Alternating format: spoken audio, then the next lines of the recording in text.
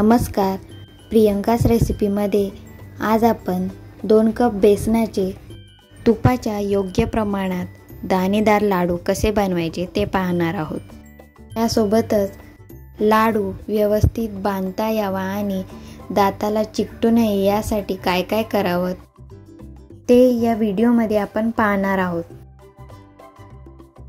तर इथे आपण साहित्य घेतलेले आहे।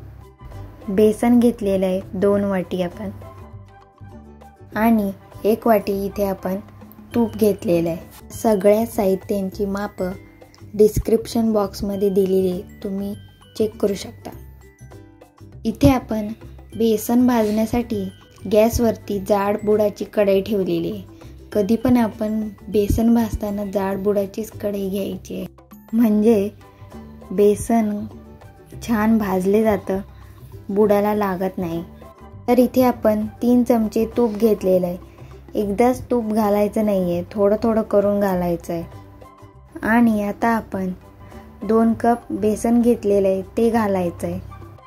बेसन आपण मंद आचेवरतीच भाजायचं आहे। या पद्धतीने आपण थोडं थोडं करून तूप घातलं तर तुपाचा अंदाज येतो आणि मग मिश्रण पातळ होत नाही। त्यासाठी आपण तूप 2 ते 3 टप्प्यात टाकणार आहोत, म्हणजे आपल्याला तुपाचा अंदाज येईल।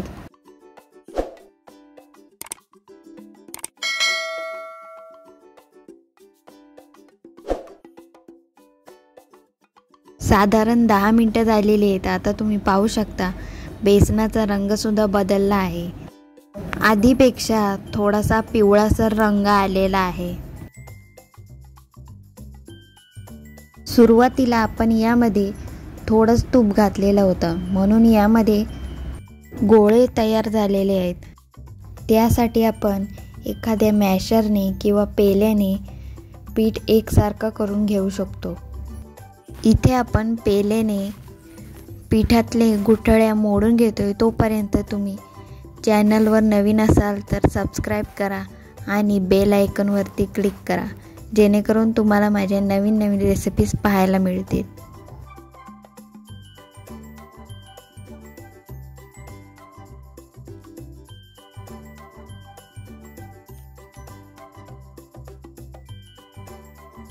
आता या पिठामध्ये परत एकदा आपण तूप घालायचं आहे, 2 ते 3 चमचे।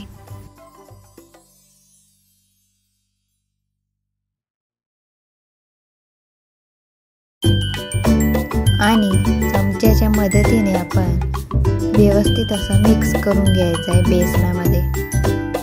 बेसन पिठाला भाजायला खूप पेशन्स लागतात। जर तुम्ही बेसन पीठ मोठ्या आचेवरती भाजलं तर रंग तर येईल, पण पिठाचा कच्चेपणा तसाच राहील। त्यामुळे आपण पीठ मंद आचेवरतीच भाजायचं आहे आणि तूप थोडं थोडं करून घालायचं आहे।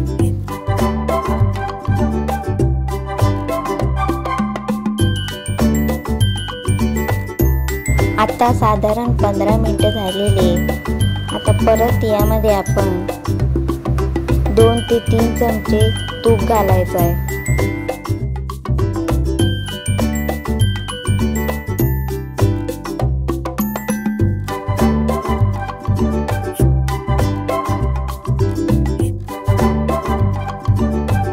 तर इथे आपण 3 चमचे अजून तूप घातलेलं आहे, तरी सुद्धा तुम्हाला वाटत असेल की पीठ घट्ट झालेलं आहे।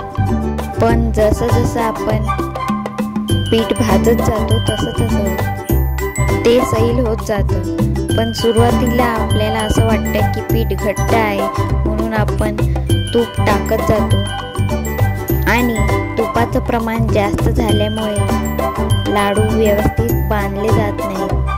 म्हणून याप्रमाणे थोडं थोडं करून तूप घालायचं आहे।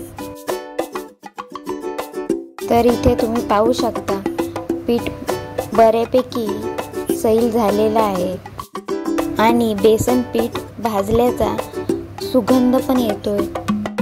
बेसन पीठ भाजल्याचा सर्व घरामध्ये सुगंध पसरतो, म्हणजेच समजायचं की आपलं बेसन पीठ छान भाजलं गेलं आहे।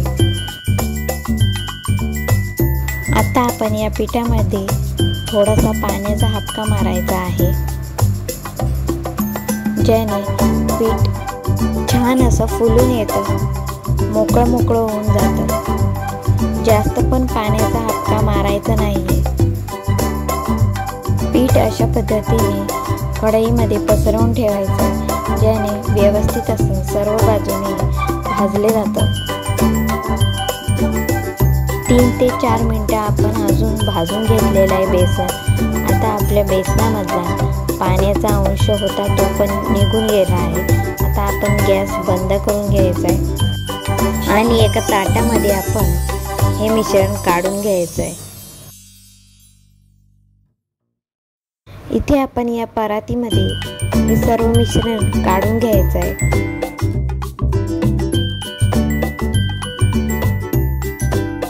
आता आपण हे मिश्रण थोडं थंड होण्यासाठी ठेवूया.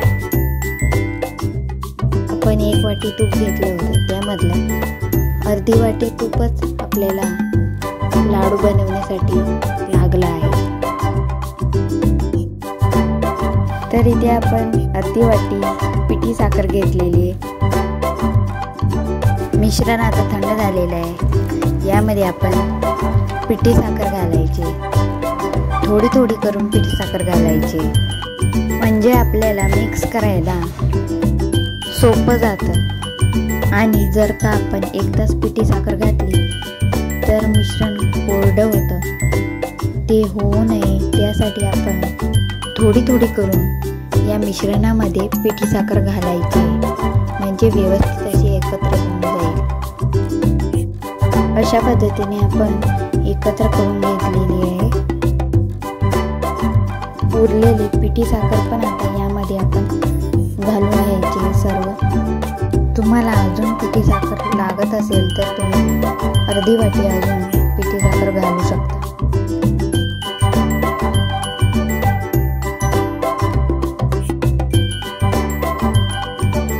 तर इथे तुम्ही पाहू शकता व्यवस्थित असं मिश्रण एकत्र करून घेतलेलं आहे. आता याचे आपण लाडू वळून घेतोय. एका हातानेच आपण इथे लाडू वळून घेतोय. व्यवस्थित असे छानपैकी बांधले जात आहेत लाडू. तुम्ही या लाडूवरती तुम्हाला आवडेल ते बदाम, पिस्ता, मनुका काही पण लावू शकता. मी इथे मनुका लावते.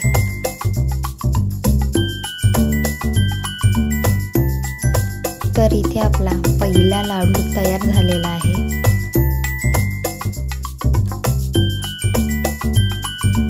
अशाच पद्धतीने आपण सर्व लाडू बांधून घ्यायचे आहेत. तर अशा पद्धतीने आपले सर्व खुसखुशीत दाणेदार लाडू तयार झाले आहेत. अशा पद्धतीने जर तुम्ही लाडू बनवले तर दाताला चिकटणार नाहीत आणि गोल असे छानपैकी लाडू तयार होते. आपण घेतलेल्या साहित्यामध्ये 15 ते 20 लाडू तयार होतात.